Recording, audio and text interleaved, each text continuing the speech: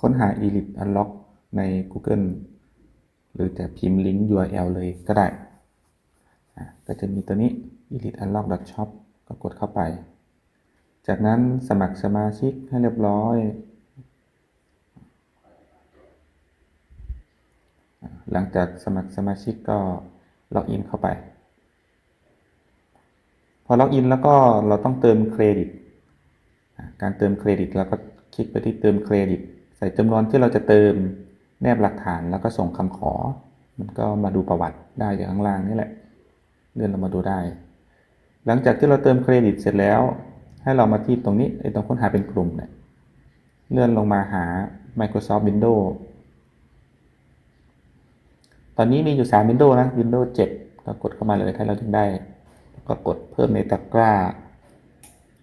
หรือ Windows 10ก็ราคา150 บาทเหมือนกันเลยหรือ Windows 11ถ้าอยากได้สมมติว่าอยากได้11ก็เพิ่มในตะกร้าแล้วก็ยืนยันการสั่งซื้อหลังจากนั้นก็รอระบบเดี๋ยวมันจะส่ง License Key มาให้ในเมลและประวัติการสั่งซื้อ